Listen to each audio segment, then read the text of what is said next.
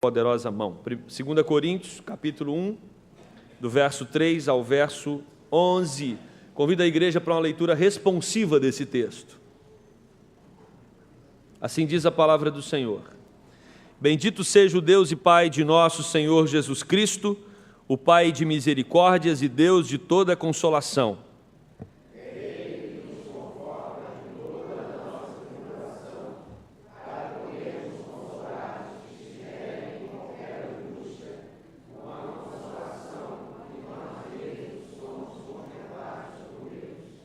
Porque, assim como os sofrimentos de Cristo se manifestam em grande medida a nosso favor, assim também a nossa consolação transborda por meio de Cristo.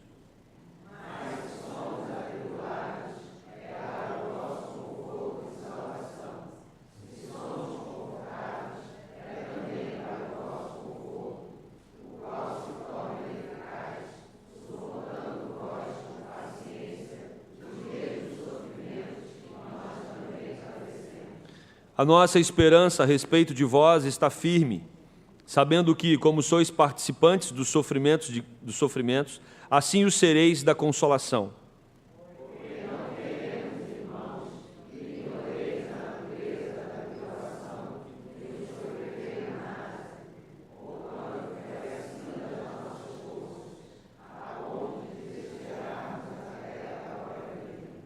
Contudo, já em nós mesmos, tivemos a sentença de morte, para que não confiemos em nós, e sim no Deus que ressuscita os mortos.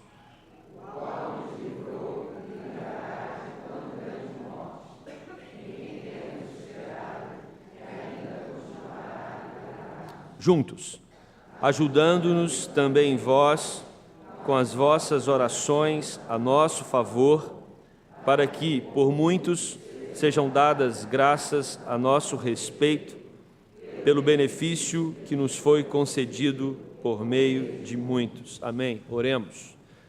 Pai querido, estamos com a Tua palavra aberta na nossa própria língua, podendo pregá-la livremente, e tudo isso é um presente, um privilégio que nós temos, Deus, e queremos Te agradecer por isso.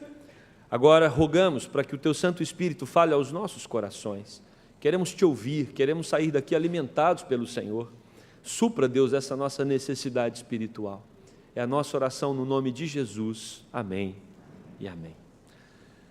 Em algum momento da vida a gente descobre que a nossa caminhada aqui é marcada por adversidade, por problema, por sofrimento. Alguns momentos são mais difíceis do que outros e nós precisamos estar atentos a essa dinâmica.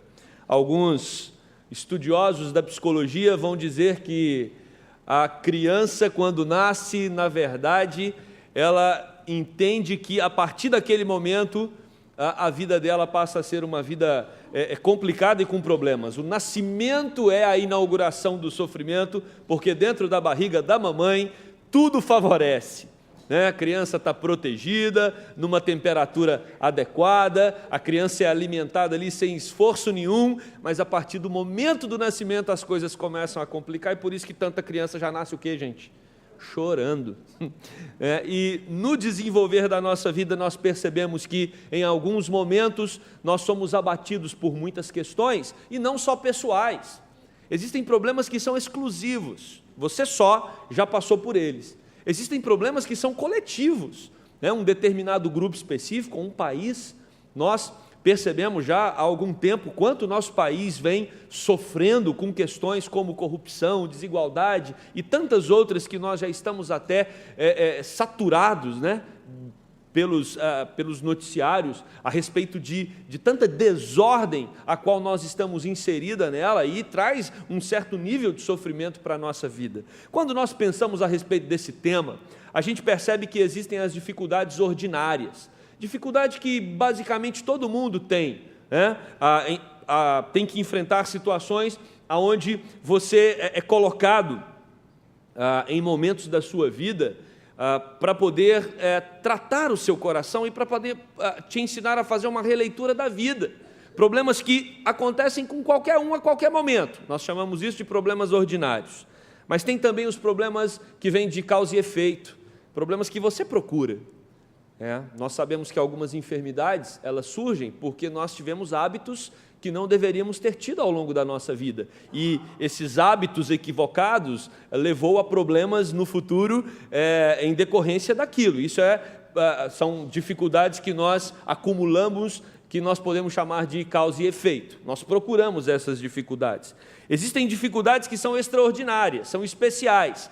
Alguns momentos muito tensos que nós enfrentamos na nossa existência e na nossa caminhada, e às vezes nós olhamos para pessoas que estão tendo esses momentos de dificuldade intensa, e o nosso coração aperta, e a gente fala, gente, por que essa pessoa está sofrendo tanto? Nós começamos essa semana o nosso trabalho de capelania no Hospital da Lagoa, e foi muito legal, muitos irmãos cumpriram as suas escalas nessa nossa primeira semana, fizemos quase 30 visitas, e na quinta-feira eu tive a oportunidade de ir para visitar 4 pessoas, de orar com essas pessoas, e nós visitamos um jovem de 21 anos, e quando nós perguntamos para ele, há quanto tempo você está aqui no hospital?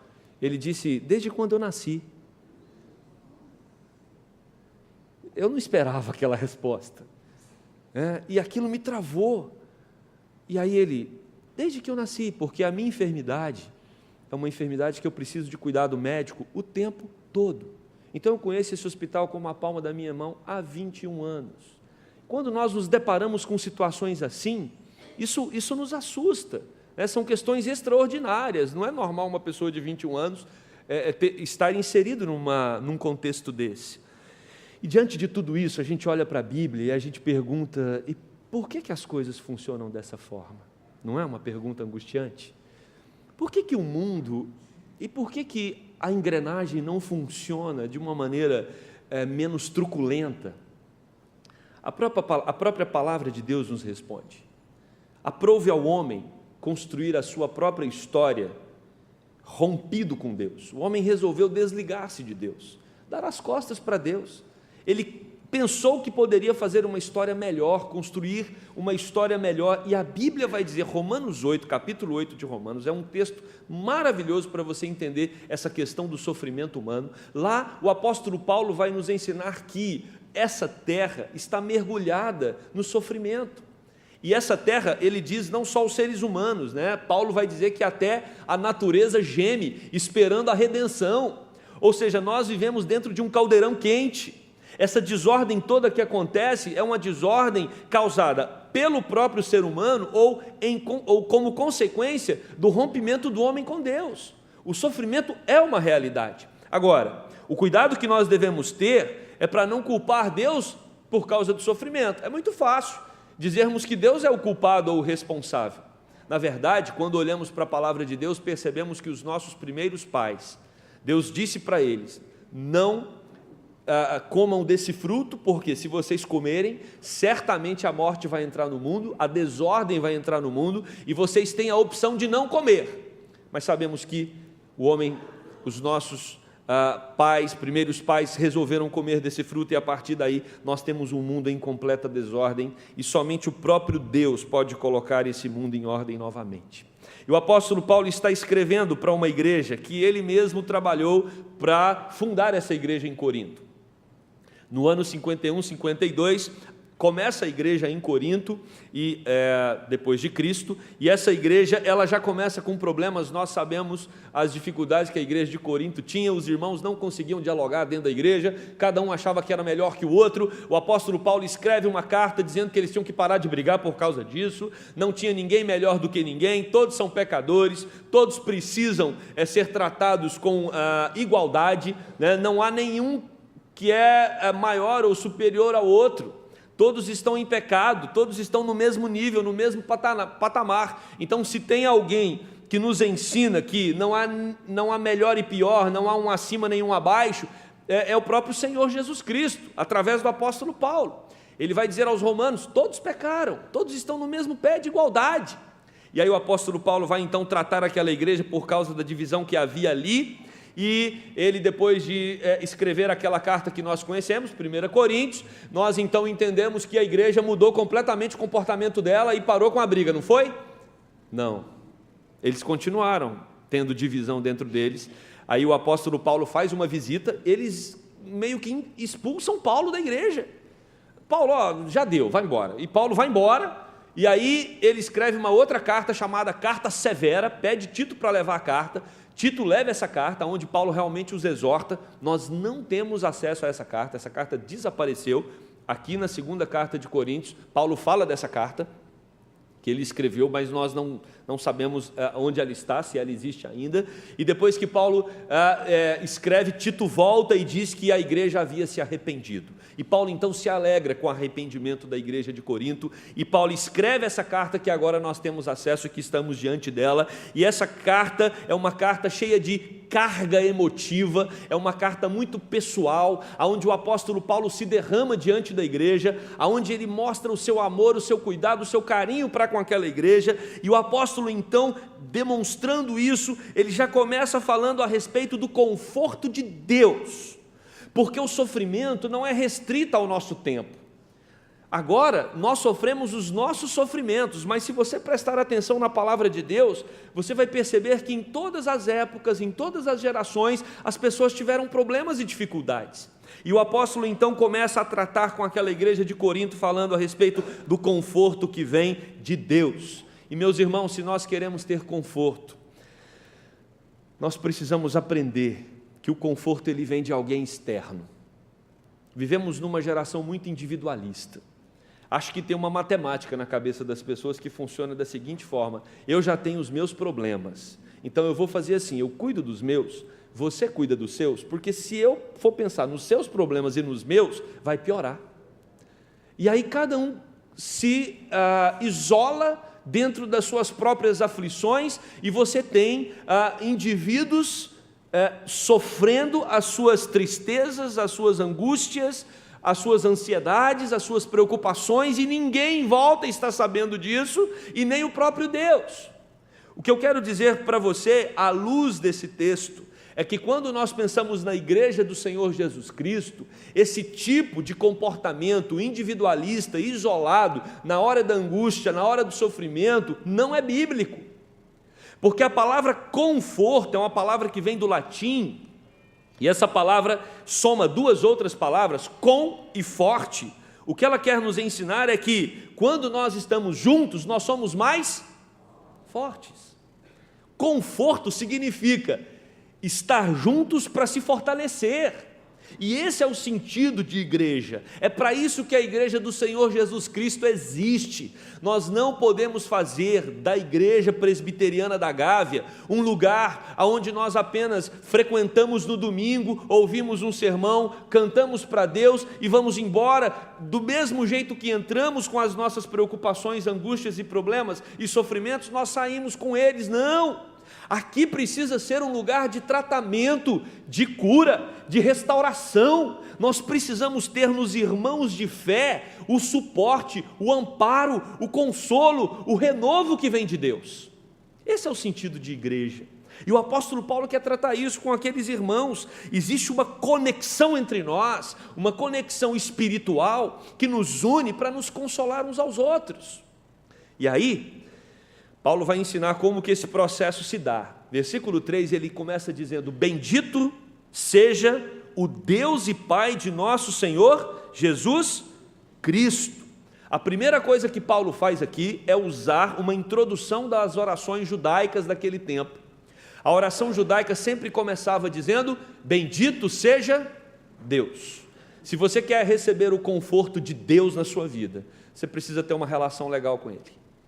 Você precisa entender que Deus é bom, porque se você tem alguma desconfiança da bondade de Deus, se você olha para a figura divina e quer ou tenta, de maneira às vezes implícita, culpá-lo por algum problema e achar que ele é capaz de fazer algum mal a você, se você faz essa matemática, essa conta, você não vai poder orar como Paulo está ensinando: bendito seja Deus. Dizer que Deus é bendito é acreditar que Deus é bom, é acreditar que Deus te ama. E talvez nós, como seguidores do próprio Cristo, nós em algum momento da vida podemos desconfiar da bondade de Deus, pelas circunstâncias. O que Paulo quer nos ensinar aqui é que, independente das circunstâncias, Deus é bom. Paulo diz aos filipenses: aprendi a viver contente em toda e qualquer situação. Por quê? Porque e aí ali contente não é contente de ficar sorrindo, alegre o tempo todo, não, mas é ter paz no coração, independente da situação. O que Paulo quer ensinar ali, e o que Paulo quer nos ensinar nesse texto, é que independente daquilo que acontece ao nosso redor, Deus é bom. E você me pergunta: então me prova que Deus é bom. O próprio versículo prova que Deus é bom. Por isso Paulo diz: bendito seja Deus, o Deus e Pai de quem? Nosso Senhor Jesus Cristo. Nós só vamos entender a bondade de Deus a partir de Cristo e do seu sacrifício. Por isso que a cruz é o principal símbolo que nós temos. Nós só interpretaremos a bondade de Deus a partir de Jesus, porque Jesus é a encarnação da bondade de Deus. Jesus é o Deus em pessoa, Jesus é o Deus encarnado, Jesus é o Deus que pisa nesta terra que nós estamos, não aqui no Brasil, mas lá em Jerusalém, lá em Israel, e Jesus anda ali, e os evangelhos narram a respeito de como Jesus se comportava diante das pessoas, e nós percebemos claramente na pessoa de Jesus, na vida de Jesus, o quanto ele era bom. Porque enquanto havia uma sociedade naquela época que discriminava a figura feminina, Jesus Cristo dava atenção para as mulheres, Jesus Cristo conversava com as mulheres, Jesus Cristo transformava a realidade delas. Enquanto você tem uma sociedade que nem contava as crianças na época, porque quando tinha um grupo reunido as crianças não eram contadas, Jesus coloca as crianças no colo dele e disse o que, irmãos? Deixai vir a mim os pequeninos, não os embaraceis, porque dos tais é o reino dos céus. Enquanto você tem uma sociedade lá semelhante a nós, que excluía pessoas nas ruas, mendigos, né? Você tem um Jesus que vai até essas pessoas excluídas, e Jesus estende a sua mão a essas pessoas com compaixão e com misericórdia, mas também é o Jesus que visita os poderosos, os ricos da época. Ele vai na casa de Zaqueu, que era um homem importante da época, e do mesmo jeito que Jesus cuida de um, Jesus cuida de outro, porque diferente dessa fragmentação que a nossa sociedade tem enfatizado tanto, grupo A, grupo B, grupo C, fulano de tal, que é menos, que é mais, Jesus nunca tratou assim. Jesus sempre olhou para o ser humano, sem nenhum grau de hierarquia para um e para outro. Aliás, talvez ele teve problema com a liderança da época, religiosa, foi com quem Jesus Cristo teve que ter discursos duros e firmes, porque eram pessoas incoerentes. Jesus falava para eles: vocês me honram com os lábios, mas o coração de vocês está longe de mim. Mas quando se tratava das pessoas, Jesus tratava a todos, sem fazer acepção. Jesus é o Deus que vem para trazer consolo. Quando ele ouve falar que o seu amigo Lázaro havia morrido, Jesus chorou, porque Jesus chora. Jesus se interessa com a sua dor, pela sua dor. Jesus se interessa pelo seu sofrimento. Acredite nisso. Pastor, mas eu tenho dificuldade de acreditar. Olha para os evangelhos e veja claramente como Jesus se comportou, como Jesus reagiu, mas muito mais do que isso, Jesus deu a vida por você. A Bíblia vai dizer que dar a vida por alguém justo, talvez a gente até dê, mas dar a vida por um injusto? A Bíblia diz que você sofrer por um amigo, você até sofre, mas sofrer por um inimigo? Jesus foi aquele que deu a vida por injustos, para os injustos. Jesus foi aquele que deu a sua vida para os seus inimigos. Então, você, ao olhar para Jesus, você consegue entender a bondade de Deus e percebe o cuidado do próprio Jesus para com o ser humano.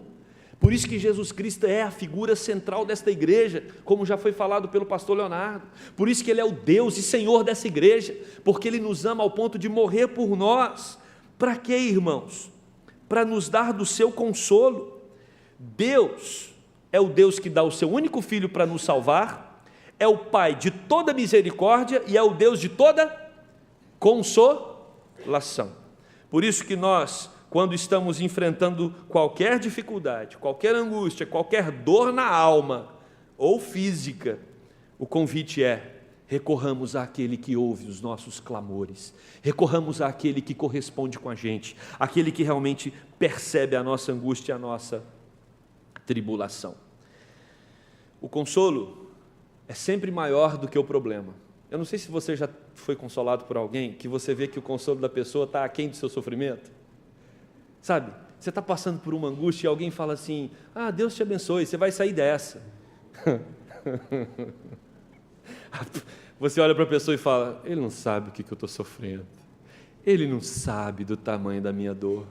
É um tipo de consolo que você até respeita, mas você sabe que ele não tem efeito na sua vida porque a fala do indivíduo está muito distante da percepção que ele tem da sua dor. Por isso que, muitas vezes, ninguém melhor para consolar uma outra pessoa é aquela que passou pelo mesmo problema, né? Porque existe uma empatia no sofrimento. Jesus Cristo sofreu as piores dores nessa terra, por isso não tem nenhuma dor que você esteja passando que Ele não tenha sofrido. Ele consegue ler, diagnosticar, interpretar, entender claramente qual é o seu sofrimento. Recorra a Ele, e Ele trará alívio para a sua alma. Mas o texto diz aqui no versículo 4, que é Ele que nos conforta em toda a nossa tribulação, para podermos consolar os que estiverem em qualquer angústia, com a consolação com que nós mesmos somos contemplados por Deus. O que esse texto nos ensina é que, onde há sofrimento, Deus irá tratar os seus filhos para restaurá-los, para que eles possam abençoar a vida daqueles que estão passando por dificuldades. Nós somos canais de consolo. Aquele que segue a Jesus Cristo precisa ser um canal de conforto aos demais. Agora, irmãos, para isso nós precisamos pedir a Deus sensibilidade, porque às vezes você vai para o seu trabalho todo dia, existe alguém que está do seu lado sofrendo e você não tem percepção, já intoxicado por essa geração individualista, você não consegue enxergar que tem alguma coisa que não está bem com aquela pessoa. Às vezes você até enxerga, mas existe um bloqueio para você acessar o indivíduo e dizer, está acontecendo alguma coisa? E quando nós rompemos esses bloqueios, nós temos a oportunidade de consolar os outros, porque se nós temos recebido o consolo de Deus, não é para esse consolo ficar só para nós, é para esse consolo ser espalhado por aqueles na vida daqueles que estão ao nosso redor. Deus é a nossa fonte de consolo. Isaías, capítulo 66, verso 13 diz, como alguém a quem sua mãe consola, assim eu vos consolarei, e em Jerusalém vós sereis consolados. Assim como a mãe consola o seu filho enfermo, assim Deus derramará consolo sobre os nossos corações. E o texto diz que Ele fará isso em toda a tribulação. Não importa qual seja o seu problema, Deus tem poder para intervir e para te ajudar. Clame a Deus, não tenha um coração orgulhoso, não tenha um coração altivo. O coração altivo é aquele coração que não se humilha, né? É aquele coração que não se quebranta diante de Deus. Se quebrante diante de Deus, peça a Ele para que venha com o bálsamo, com o consolo celestial para restaurar a sua alma. Nós somos consolados para consolar outros. Atos 14, 22 nos fala isso. Fortalecendo a alma dos discípulos, exortando-os a permanecer firmes na fé e demonstrando que, através de muitas tribulações, nos importa entrar no reino de Deus. Os apóstolos eram consolados para consolar outras pessoas. Quem é a nossa referência diante das adversidades? O versículo 5 nos responde: porque assim como os sofrimentos de Cristo se manifestam em grande medida a nosso favor, assim também a nossa consolação transborda por meio de Cristo. O que o texto está dizendo é o seguinte: Deus é o Pai de toda consolação. Através de Cristo Ele nos consola. Uma vez consolados por Cristo, nós agora somos convidados a consolar as outras pessoas. E por que devemos consolar os outros? Porque, versículo 5, assim como os sofrimentos de Cristo se manifestam em grande medida a nosso favor, ou seja, como Cristo sofreu por nós, nós agora também devemos experimentar do consolo de Cristo que transborda em nossos corações. A lógica que Paulo usa para esse texto aqui é a mesma que ele usa quando ele diz: aonde abundou o pecado, superabundou a graça. O que Paulo quer dizer aqui é: onde há sofrimento na sua vida, vai transbordar o consolo de Deus. Deus nunca virá com um consolo menor do que o seu sofrimento. Deus nunca vai ficar devendo consolo para você, porque Ele é o Deus de toda consolação, e o consolo de Deus transborda em nossos corações. São muitos corações aqui hoje, são muitas vidas, são muitas histórias. Quantas enciclopédias nós escreveríamos com a história de cada um aqui nesse momento? Qual é o momento que você está vivendo? Quando você olha para a sua realidade hoje, qual o seu nível de adversidade? Talvez você entrou aqui tranquilo, está dando tudo certo na sua vida, tudo está indo bem. Eu convido você a se preparar, porque a qualquer momento, alguma dificuldade pode aparecer, e nós sabemos muito bem disso. É uma caixinha de surpresas a vida. Se prepare, se está tudo bem, se prepare. Mas às vezes você já entrou aqui hoje com a alma pesada, angustiada, problemas que estão atormentando a sua mente e o seu coração. Às vezes você está carregando um fardo que não está dando conta mais. Tem talvez até alguém que entrou aqui hoje e não consegue enxergar uma saída para a sua adversidade. A doce voz de Cristo te convida nessa manhã: vinde a mim, todos que estáis cansados e sobrecarregados, e eu vos aliviarei. A doce voz de Jesus te convida nessa manhã: me dê o seu fardo que está pesado, que eu vou carregar. Toma o meu fardo que é leve. A doce voz de Cristo nos convida a experimentar a consolação que vem dele e que transborda em nossos corações. Agora, irmãos, nós precisamos identificar qual é a razão do nosso sofrimento. É um sofrimento ordinário, que todo ser humano em algum momento vai passar por ele? É um sofrimento extraordinário, algo específico que acontece com você? Ou é um sofrimento por causa de problemas que você mesmo arrumou na sua vida? 1 Pedro vai dizer, no capítulo 4, verso 15: não sofra, porém, nenhum de vós como assassino, como ladrão, malfeitor, ou como quem se intromete nos negócios de outrem. Mas se por acaso vocês sofrerem por Cristo, se alegrem, por se tornarem coparticipantes dos sofrimentos de Cristo.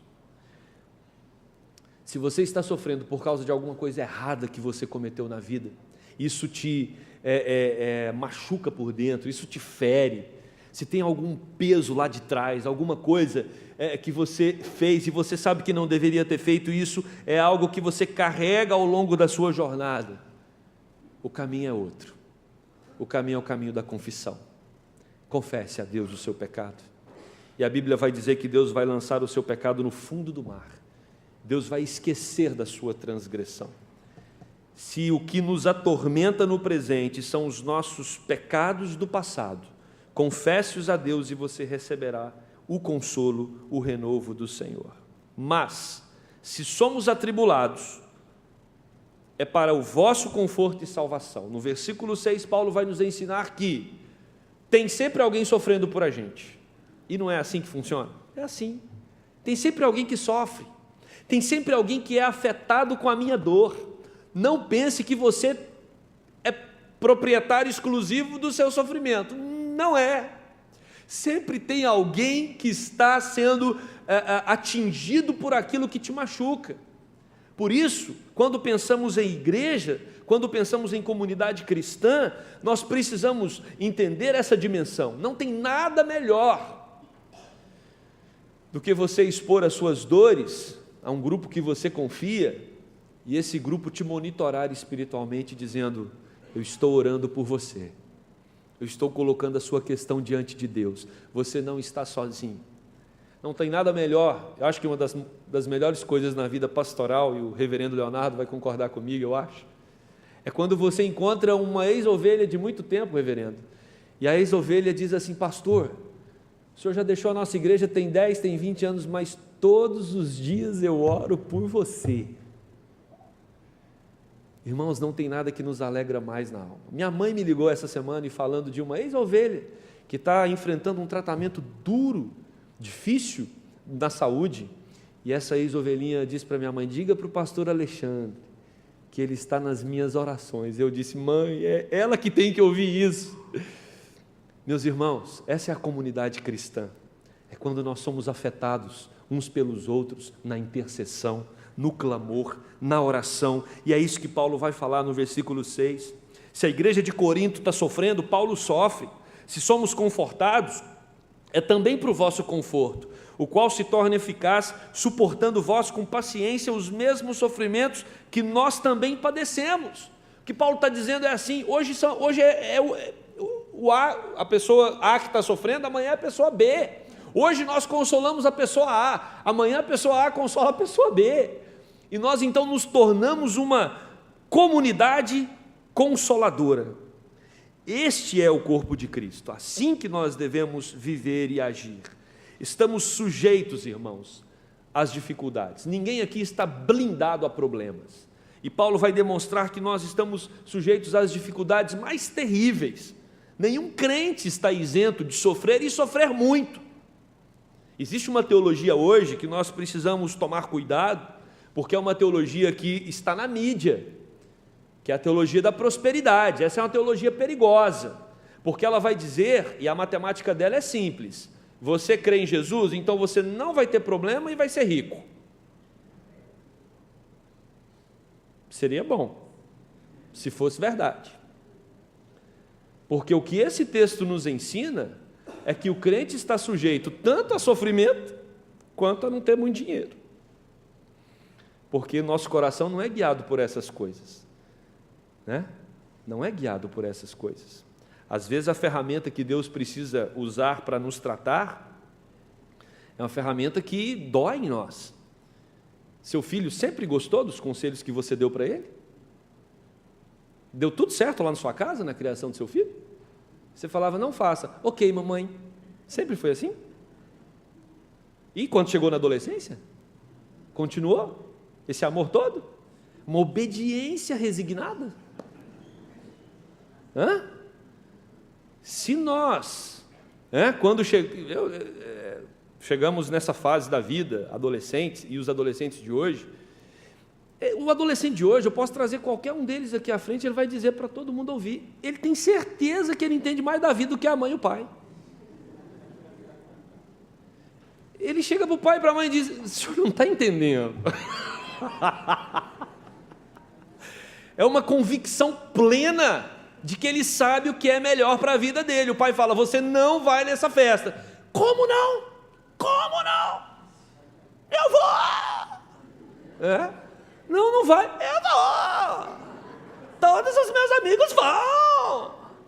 Não, você não... Pai, você não viveu na sua época? Cara, meu pai não entende nada. Não é mais ou menos assim? Ele tem certeza que ele sabe mais. Sabe qual é o problema? Que às vezes nós agimos como adolescentes com Deus. A gente vira para Deus e diz: Deus, o senhor não está entendendo. Eu sei o que é melhor para mim. E aí Deus precisa levar a gente para o quarto e às vezes dar uma palmada, porque Deus não submete a lei da palmada, não. Às vezes Ele precisa puxar a nossa orelha. E C.S. Lewis, que foi um intelectual, professor universitário, que era ateu, converteu ao cristianismo, escreveu as Crônicas de Nárnia. C.S. Lewis vai dizer que Deus sussurra no nosso ouvido, com muito carinho. Deus vai lá no nosso ouvido, fala: faz direitinho, não faz errado não. E aí quando a gente desobedece, Deus é obrigado a usar o megafone. E o megafone de Deus é o sofrimento. O sofrimento é ferramenta de Deus para nos ajustar. Ajustar quem? Ajustar aqueles que creem no nome dEle. Aqueles que o reconhecem como Pai. Essas pessoas entendem que Deus permite problemas para aproximar os seus filhos do Pai. A Bíblia vai dizer que Deus disciplina a quem Ele ama. E às vezes Deus precisa nos tratar, porque nós temos uma tendência muito grande para nos distanciarmos de Deus. Muito fácil a gente distanciar de Deus. É só tudo dar certo na nossa casa, a gente distancia dele. Se tem alguma coisa que nos faz aproximar de Deus, são as adversidades da vida. E Paulo vai dizer, olha o que ele diz no verso 8, porque não queremos, irmãos, que ignoreis a natureza da tribulação que nos sobreveio na Ásia. Paulo sofreu muito na Ásia. Não temos acesso acerca do que ele está falando, se foi problema de saúde, se foi problema de relacionamento, mas ele sofreu muito lá. Olha o que diz o verso 8, porquanto foi acima das nossas forças, a ponto de desesperarmos até da própria vida. Irmãos, quando eu li esse texto, eu falei assim, se o apóstolo Paulo sofreu ao ponto de se desesperar da própria vida, qual a chance que eu tenho?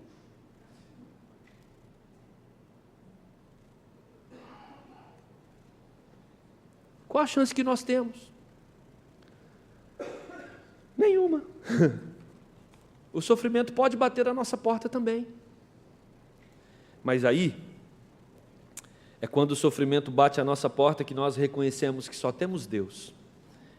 E Deus então diz, venha que eu vou cuidar de você e vou te ensinar agora a andar pelo caminho adequado. Olhe para a história de Jó.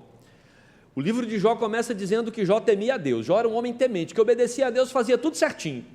Qual que era a consequência natural? Jó não sofrer. Eis que Deus permite grandes tribulações na vida de Jó. O que Jó faz? Jó vai para um monte de cinzas, que era um comportamento natural da época. Quando você tinha um grande sofrimento, você sentava num monte de cinzas, botava saco de linho, ia para um monte de cinza, ficava lá chorando. Esse era um comportamento de quem estava em grande tribulação.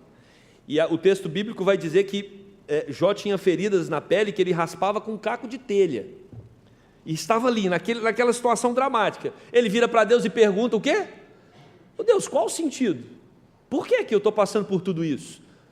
Eu sou um homem temente. E aí Deus permite que 3 amigos vão lá dar conselho para Jó. Grandes amigos de Jó, uns na sequência, cada um vai sentando, o outro levanta, senta um, de repente os 3 juntos, fala assim, Jó, abre o jogo. O que você aprontou? O que você aprontou? As escondidas que ninguém está sabendo. E Jó fala, mas eu não errei, eu não fiz nada, gente. Fez, porque para Deus permitir isso, você fez alguma coisa errada. E aí nós conhecemos essa história e lá no final, Jó vai dizer o quê? Antes eu te conhecia só de ouvir, mas agora os meus olhos... Jó percebeu que Deus permitiu a tribulação para que ele pudesse conhecer um Deus que ele não conhecia enquanto tudo dava certo na sua vida. É na adversidade que nós experimentamos o consolo transbordante de Deus. E Paulo vai dizer isso no verso 9, quando ele fala que teve esse momento na vida dele, que ele sentiu uma tristeza tão profunda ao ponto de querer se desesperar da vida. Ele fala no verso 9, contudo, já em nós mesmos tivemos a sentença de morte, para que não confiemos em nós, e sim no Deus que ressuscita os mortos. Paulo diz, eu vivi de uma maneira desesperada, eu pensei que a minha vida iria terminar ali, mas Deus permitiu essa situação, para que eu aprendesse a confiar plenamente nele. A nossa dificuldade é essa, confiar plenamente no Senhor. E Deus permite às vezes as adversidades para que a gente aprenda a confiar nele. Ele é o nosso sustento, ele é o nosso refúgio, ele é a nossa fortaleza, ele é aquele que está conosco na tribulação. Paulo experimentou emocionalmente a morte para vivenciar o poder da mensagem da Páscoa, a ressurreição. Ele diz que o Deus que ressuscita os mortos é o Deus que cuida de nós. Deus pode resolver qualquer problema na sua vida, mas Deus também pode permitir que esse problema continue para tratar o seu coração. E como que Deus faz isso? Deus faz isso permitindo adversidades para que a gente não saia da presença dEle, para que a gente busque o refúgio nele. Eu já disse uma vez essa frase do Dr. Russell Shedd: quando ele fala que o que mais nos distancia de Deus são os presentes que Ele nos dá. Porque às vezes a gente se encanta tanto com os presentes que Deus nos dá, com as bênçãos que Deus nos dá, que a gente esquece do próprio Deus. Mais uma vez eu uso o exemplo das crianças. A criança, quando é menorzinha, e você chega para a festa de aniversário dela, ela nem olha para você, ela vê o saco de presente. Não é? Às vezes nós somos assim com Deus. Nós queremos ver os presentes que Deus tem para nos dar. E Deus está dizendo, olha para mim. Olha para mim, vamos ter um relacionamento de amor. E aí, para terminar, o verso 10 nos mostra que os problemas nos impulsionam a alimentar a esperança eterna prometida pelo Cristo ressurreto. Quando nós olhamos para esse caos que estamos vivendo, quando nós olhamos para essa situação econômica, política, moral, imunda que nós estamos imergidos nela, e a gente tenta criar uma esperança de que as coisas vão mudar por aqui, não é? A gente tenta ou não tenta? O silêncio respondeu. A gente precisa acreditar que tem alguma coisa para nós reservada no futuro, na eternidade. E é isso que Paulo nos ensina com esse texto. Olhemos para a eternidade. Jesus Cristo já havia falado isso. Olhemos para as coisas do alto. Nós precisamos colocar a nossa esperança no Cristo ressurreto. Nós precisamos nos atentar para as verdades bíblicas. São elas que alimentam a nossa esperança. Estamos agora aí, atordoados. Quem será o próximo presidente do país? Não podemos depositar a nossa confiança nesse próximo presidente. Por isso que o povo de Deus sempre tem a sua confiança no Rei dos Reis, no Senhor dos Senhores, no soberano Deus que governa todos os reinos da terra. E descansamos nesse Deus, porque Ele cuida de nós. Independente das circunstâncias, independente do quadro político, econômico e moral de um país, Deus sustenta, governa, dirige, ampara, consola e conforta o teu povo. Amém? Que essa seja a verdade, irmãos, que esteja nos nossos corações, independente do momento pessoal ou social que estamos vivendo, nós temos a quem recorrer, nós temos um Deus que cuida de nós temos um Deus que ouve a nossa oração e nos conforta de maneira transbordante. O consolo de Deus é maior do que qualquer sofrimento que você esteja atravessando. Por isso, confie, descanse, entregue a sua vida a esse Deus que te ama ao ponto de entregar Jesus Cristo para morrer por você e que derrama consolo e conforto sobre todos os corações que o amam, sobre todos os corações que creem nele. Que esse Deus te abençoe, que esse Deus te conforte. Amém? Vamos orar. Pai querido, obrigado pela oportunidade de estarmos na tua casa. E obrigado porque, através dessa palavra do apóstolo Paulo, nós temos a certeza de que Jesus Cristo nos consola. Nos consola porque Ele foi chamado pelos profetas de homem de dores, que sabe o que é padecer. Jesus se identifica com o nosso problema, com o nosso sofrimento. Ele é o Deus que se tornou homem, para olhar nos nossos olhos e dizer: eu estou com você no meio da tribulação.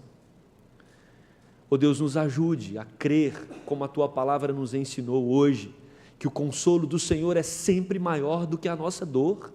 O consolo do Senhor é transbordante.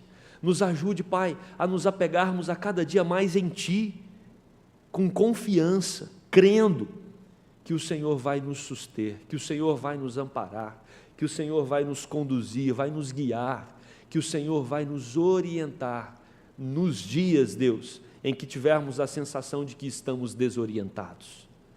Derrama paz sobre o nosso coração, traga segurança ao nosso coração num momento de tanta insegurança, traga estabilidade ao nosso coração num momento social de tanta instabilidade, traga paz, Deus, num momento de tanta guerra, traga direção num momento, Deus, onde as pessoas não conseguem saber para onde vão.